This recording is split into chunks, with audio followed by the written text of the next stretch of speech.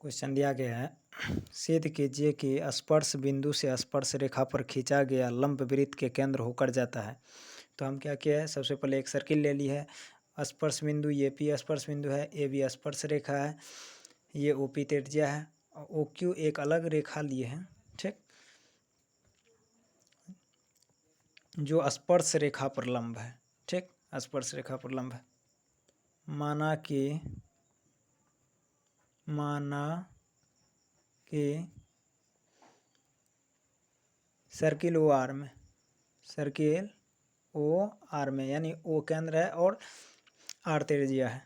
ए B क्या है, स्पर्श रेखा, स्पर्श रेखा। पी स्पर्श बिंदु, स्पर्श बिंदु, बिंदु। ओपी त्रिज्या, ओपी क्या है, त्रिज्या, त्रिज्या। O Q P, Q P. A B क्या है, स्पर्श रेखा है, स्पर्श रेखा, रेखा, स्पर्श रेखा। ठीक, ए बी स्पर्श रेखा पर खींचा गया लंब, खींचा गया लंब। ठीक, रचना,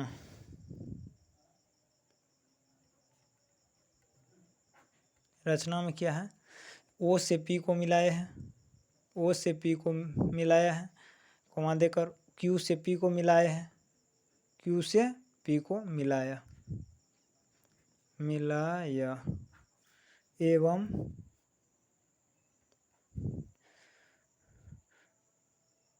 क्यू पी बिंदु ओ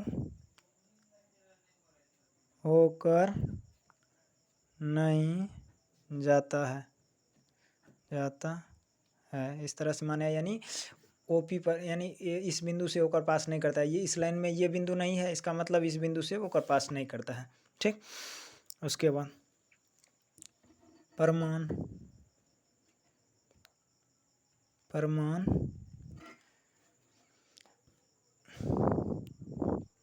ओपी लंब है किस पर, ओपी लंब किस पे है, यहाँ से ओपी लंब है ए बी रेखा पर, ए बी स्पर्श रेखा है इस पे। इसीलिए क्या होगा, जब ये रेखा इस पे लंब है यानी ये त्रिज्या वाला, तब ये क्या हो जाएगा, ये कौन angle O P Q B या बी पी ओ, इस तरह से लिखेंगे। एंगल ओ पी बी बराबर कितना डिग्री हो जाएगा, एंगल ओ पी बी बराबर 90 डिग्री हो जाएगा, 90 डिग्री। उसके बाद जब ये लंब है, यहाँ से बोल रहे 90 डिग्री का कोण बनाया गया है। पहले तो ये तो था पर में 10.1 से, ये पर में 10.1 से होगा, 10.1 से।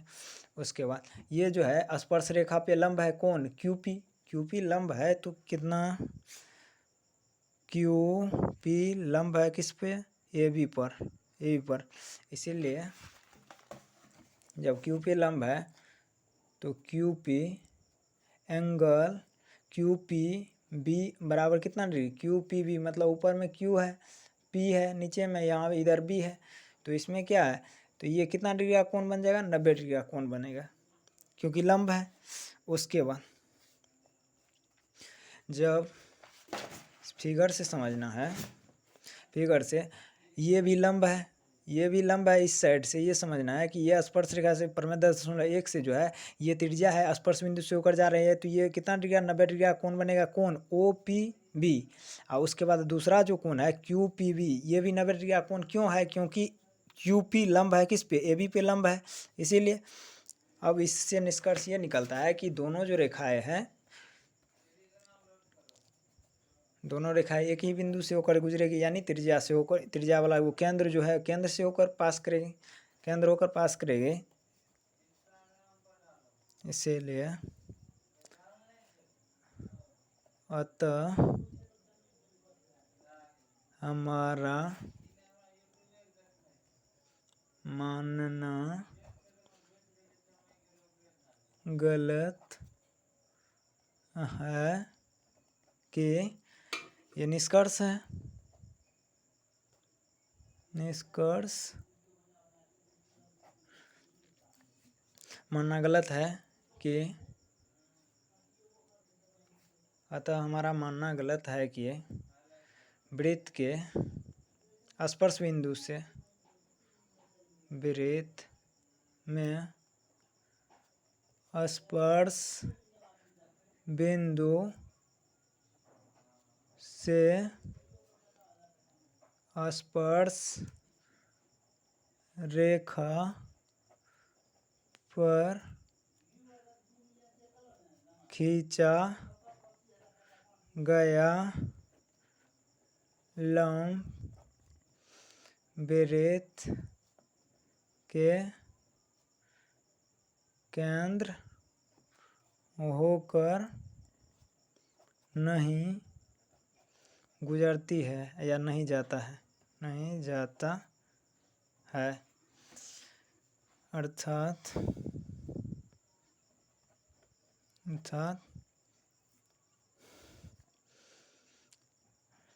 स्पर्श बिंदु से, स्पर्श बिंदु से स्पर्श रेखा पर, स्पर्श रेखा पर खींचा गया